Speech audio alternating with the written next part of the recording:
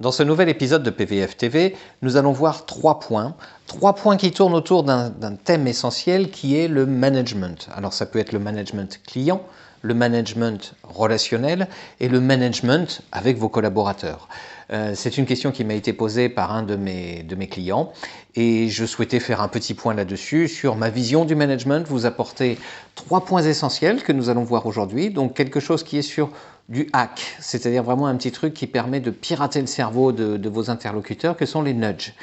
La deuxième chose que nous allons voir aujourd'hui, c'est le management situationnel qui permet d'avoir une relation et de pouvoir diriger plus correctement les autres. Et enfin, dans le conseil du pro, nous verrons 3 choses très intéressantes à faire pour manager et engager les gens avec vous. On y va tout de suite.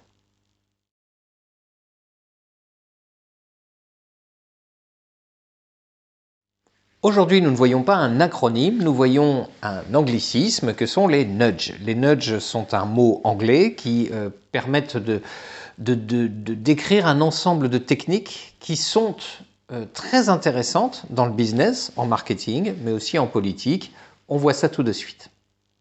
Il existe donc un domaine que sont les sciences comportementales. Ces sciences comportementales ont développé des outils, les nudges, qui permettent d'influencer les interlocuteurs ou les cibles de façon positive pour les emmener à faire une action sans qu'ils puissent s'en apercevoir. Alors, ce n'est pas de la manipulation, tout simplement, c'est une technique d'influence et on va voir ça tout de suite. Comment? C'est-à-dire que, en fait, le cerveau adore les choix et il prend des choix très rapidement.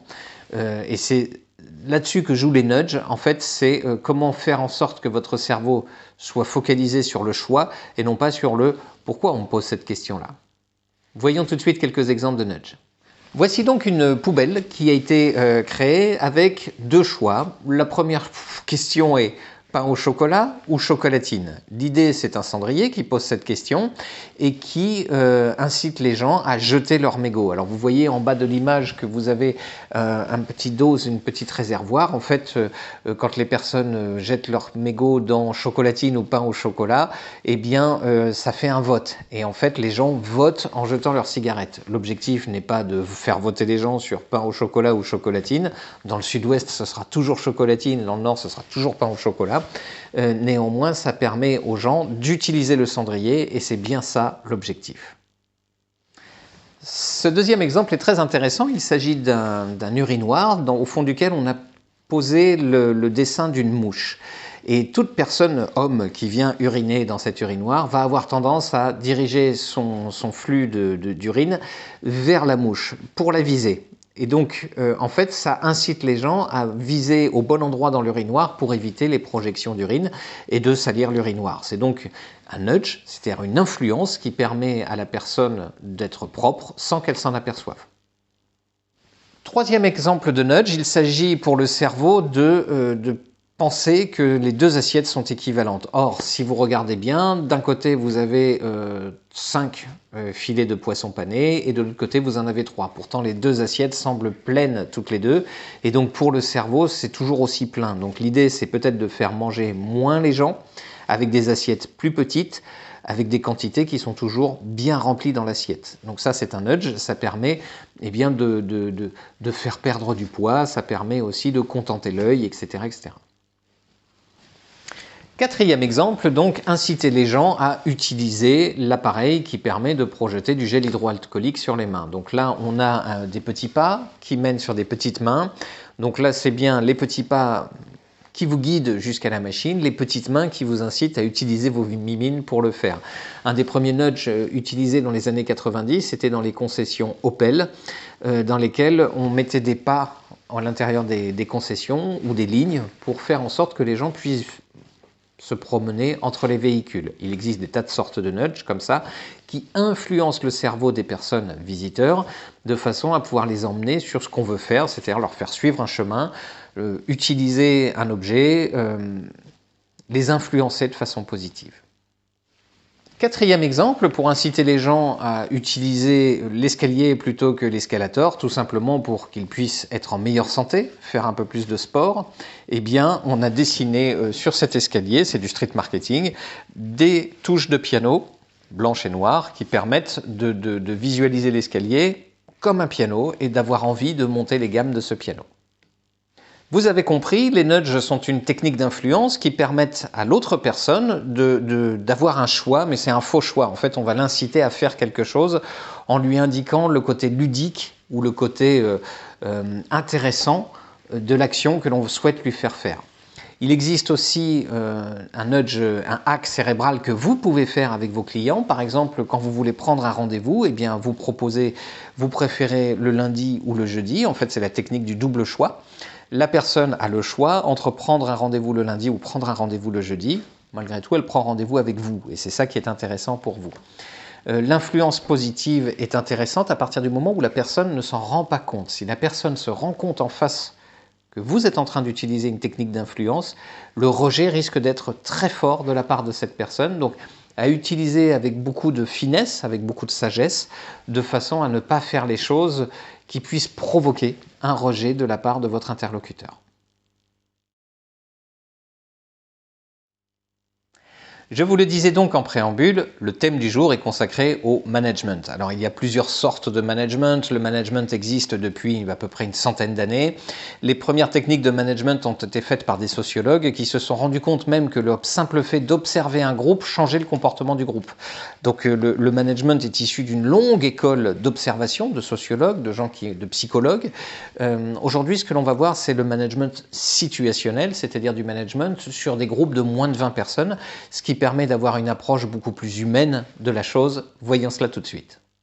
Avant toute chose, je souhaite préciser une information importante. Le fantasme du manager, le manager bienveillant, le manager participatif, autoritaire, etc., ça n'existe pas. Le manager n'est pas une personne, c'est une fonction. Et donc, lorsque vous faites du management, vous incarnez un rôle, vous incarnez une personne qui a un rôle de management, mais vous n'êtes pas cette personne. C'est une attitude. Et on va voir tout de suite pourquoi c'est important de ne pas être dans une attitude systématique de bienveillance, etc. Parce que vous allez voir que, en fait, cette attitude doit évoluer en fonction de votre interlocuteur. Le principe même du management, c'est d'emmener les autres vers des objectifs. Donc c'est de permettre de faire, en fait, c'est ça la raison d'être du management, c'est de faire faire. Donc l'objectif est quelque chose d'important puisqu'il doit être smart, spécifique, mesurable, atteignable, réaliste et temporellement défini, de façon à ce que les gens puissent s'identifier dans cette solution. Ainsi, dans le management, il doit y avoir une organisation, c'est-à-dire faire en sorte que les gens soient parfaitement à leur place au moment de la prise de décision de ces objectifs et des ordres qui sont donnés. Les objectifs sont tout aussi importants, je le disais, pour définir ensemble un but à atteindre et que ce but soit clairement exposé pour que tous et toutes puissent aller dans le même sens. La communication est le quatrième pendant du management, c'est-à-dire donner des informations aux autres pour que chacun sache où en sont les autres et que chacun puisse comprendre la mission des uns et des autres. Enfin, le quatrième point du management, c'est le savoir-faire et le faire savoir. La capacité du manager, c'est celle de communiquer les bonnes informations aux bonnes personnes pour permettre à chacun de monter en compétence. Voyons le détail immédiatement. Lorsque l'on parle de management situationnel, en fait, on va prendre une situation. Et cette situation, elle est liée à deux axes. Un premier axe qui est lié à la motivation. Donc, les personnes sont plus ou moins motivées face aux objectifs. Et puis, la compétence. Ces personnes sont plus ou moins compétentes par rapport à cet objectif. Et on va placer 4 grandes étapes sur ces deux axes. Lorsque vous êtes donc dans du management, votre collaborateur va se situer dans un axe qui va le placer plus ou moins motivé et plus ou moins compétent. Et votre collaborateur, votre partenaire, votre client va devoir être situé sur cet axe et va passer par ces 4 phases. Vous comprenez donc ainsi pourquoi votre management ne peut pas être incarné par management bienveillant, paternaliste, autoritaire, etc. Tout simplement parce qu'il dépend de la position de votre interlocuteur sur cet axe. Vous avez 4 positions, motivé, incompétent, incompétent et démotivé. Ensuite, vous avez démotivé et compétent et enfin compétent et motivé. Et toute personne passe par ces 4 phases et dans cet ordre-là. Et donc, La capacité du manager est celle à analyser la situation pour comprendre où se situe l'interlocuteur et adapter son management face à la situation de son interlocuteur. Nous prenons donc le cas d'une personne qui est très motivée mais très incompétente. C'est le cas d'une personne qui prendrait son poste, par exemple, dans une entreprise et qui ne connaîtrait pas les codes de cette entreprise. Votre management est un management directif. On ne pose pas de questions, on n'a pas de dialogue avec la personne en face. On lui donne des indications de lieu, de date, de technique, de comment.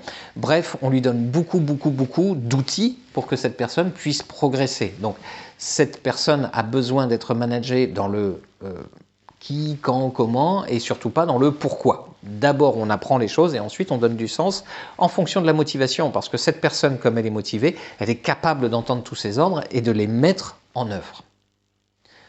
Il va arriver le moment où votre interlocuteur va basculer dans la phase motivée à démotivée. Et donc, il va rentrer dans une phase dans laquelle il est incompétent et démotivé. Et là, votre management doit s'adapter puisqu'il va devenir participatif. C'est-à-dire que dans ce cadre, vous allez envoyer un message qui est très fort, c'est « tu fais partie de l'équipe ».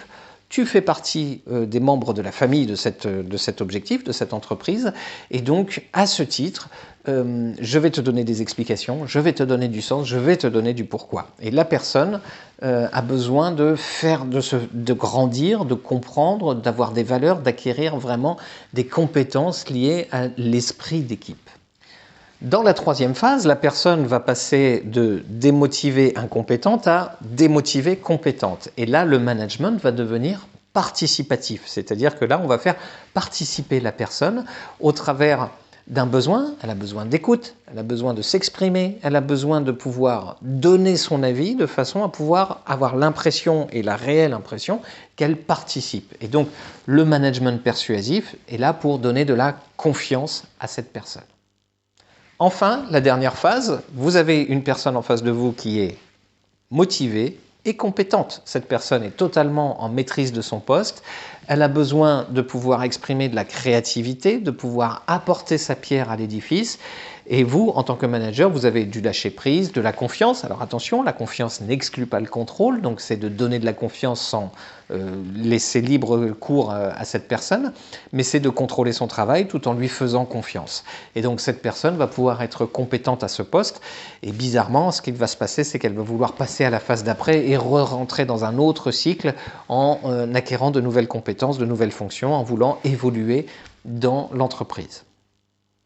En clair, le management, c'est simple. Le management situationnel, c'est de s'adapter à l'autre. Quand vous avez compris que la personne passe de motivée incompétente à démotivée incompétente, puis de compétente démotivée à compétente et motivée, à ce moment-là, vous avez compris les 4 phases du management que vous devez adapter en face de ces 4 états de la personne que vous avez en face de vous. Et donc, c'est un savoir-être que vous devez mettre en place et non pas incarner le manager autoritaire, le manager bienveillant, etc., etc.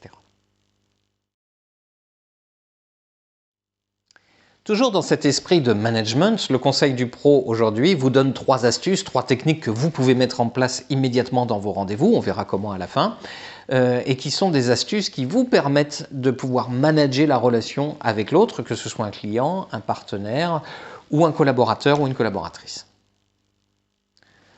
Une des premières techniques que je vous propose de faire, c'est d'impliquer la personne qui est avec vous en disant « nous », en donnant une échéance et un « nous ». Quand nous. Eh bien, l'intérêt, c'est de pouvoir projeter la personne avec vous dans la réalisation d'un objectif. Quand nous aurons réalisé cet objectif, et la deuxième question, c'est quels sont les critères qui feront que toi, interlocuteur, tu pourras dire c'est réussi ou pas. Quand nous aurons atteint cet objectif, qu'est-ce qui fera que nous avons réussi cet objectif? Qu'est-ce qui te fera dire que nous avons réussi cet objectif? Et la réponse de la personne vous donne les critères de réussite. Et ça, c'est intéressant en termes de retour, de management ou même d'accompagnement client. La deuxième chose que je vous invite à faire, c'est le « et si », d'envoyer une condition et que cette condition soit une condition catastrophique. Et si on n'atteint pas cet objectif, qu'est-ce qui se passe? L'idée est de donner soit de l'importance au projet de votre interlocuteur, que ce soit partenaire, client, fournisseur, ou alors, en termes de management, de vous donniez de l'importance, et si on n'atteint pas cet objectif, qu'est-ce qui se passe à ton avis? Donc, En fait, la projection sur la non-atteinte de l'objectif va permettre de développer l'importance de la mesure. Si on n'atteint pas cet objectif, ben, c'est pas grave, on fera autre chose, démontre que l'objectif n'est pas important. Alors que si on n'atteint pas cet objectif, ben, c'est grave, on va devoir remettre en place d'autres outils. Là, oui, ça nous empêche d'atteindre notre objectif et là, ça motive dans l'atteinte de cet objectif commun. Le troisième hack est une question de pourquoi. Pourquoi c'est important de réussir cet objectif? Pourquoi cet objectif est important? Là, on va donner les valeurs ou on va comprendre les valeurs de notre interlocuteur. Pourquoi, cher client? Pourquoi, cher partenaire? Est-ce important d'atteindre cet objectif ensemble? Et lorsque vous êtes dans le management, c'est pourquoi c'est important de donner cet objectif en termes d'importance de réalisation au travers de valeurs, au travers de notions de réussite. En fait, ça crée un objectif qu'on appelle bannière, c'est-à-dire que tout le monde se réunit sous ce drapeau-là et on avance tous ensemble vers ce drapeau commun. Pour ce qui concerne le pure player du jour, c'est-à-dire pour vous mettre en action suite à la lecture de cette vidéo, eh bien, c'est de faire 3 choses. La première des choses que je vous recommande, c'est la projection. Projetez vos interlocuteurs dans vos prochains rendez-vous. Pensez à projeter vos interlocuteurs dans la réalisation de cet objectif commun. La deuxième chose, c'est l'hypothèse catastrophique, c'est « et si on n'atteint pas l'objectif, qu'est-ce qui se passe ?» et d'inclure ça dans votre discours commercial, dans votre discours de management. La troisième chose que je vous invite à faire, c'est de définir l'importance des valeurs de l'objectif en amont et de les partager ou de les comprendre, c'est-à-dire en questionnant votre interlocuteur sur l'importance en termes de valeurs, en termes de dimension théorique de l'importance de cet objectif. Avoir plus 20% de chiffre d'affaires, c'est une importance théorique chiffrée. Avoir plus d'importance, plus de chiffre d'affaires, plus 20% de chiffre d'affaires, ça nous permettra de recruter un collaborateur de plus. Ça, c'est un objectif ambitieux et sous lequel tout le monde peut se réunir. Pour résumer cette vidéo, nous avons vu 3 points essentiels. Le premier, c'est le nudge, les nudges, c'est-à-dire les techniques d'influence marketing qui permettent d'emmener les gens vers des objectifs que vous avez décidés pour eux. La deuxième chose, c'est le management, c'est-à-dire comment manager une situation et comment comprendre la position de la personne face à vos objectifs de réalisation. Est-ce qu'elle est motivée et incompétente? Est-ce qu'elle est incompétente et démotivée? Est-ce qu'elle est démotivée et incompétente? Ou est-ce qu'elle est motivée et compétente? Et d'adapter votre management en fonction de cette personne. Donc c'est l'objectif de cette vidéo est de vraiment chasser le mythe du manager bienveillant, etc. La troisième chose, ce sont 3 techniques que nous avons vues ensemble. La projection, l'hypothèse catastrophique et enfin la bannière, c'est-à-dire l'objectif commun que nous pouvons tous avoir lorsque nous souhaitons réaliser des objectifs. Je suis Pascal Percheron, expert en méthode commerciale et je vous accompagne dans le développement de votre entreprise depuis la prospection jusqu'à la fidélisation client en passant par toutes les techniques de vente possibles et imaginables. Je vous invite à vous abonner à ma chaîne YouTube, à liker ces vidéos, ça permettra à d'autres de découvrir le contenu de ces vidéos. Je vous invite également à aller sur mon profil LinkedIn, à vous abonner à mon profil LinkedIn et à vous abonner à ma newsletter qui paraît une fois par semaine et qui vous donne encore d'autres techniques, d'autres astuces pour développer vos compétences pour votre entreprise. Enfin, je vous informe que je mets à votre disposition un coaching que j'ai appelé le 3-3 qui permet de faire 3 rendez-vous consacrés à votre prospection, 3 rendez-vous consacrés à vos techniques de vente et 3 rendez-vous consacrés à vos outils de fidélisation client de façon à mettre en place une méthode qui soit totalement personnalisée à votre activité et vous permettre d'augmenter tout simplement votre chiffre d'affaires. Je vous souhaite une excellente journée, je vous dis à bientôt.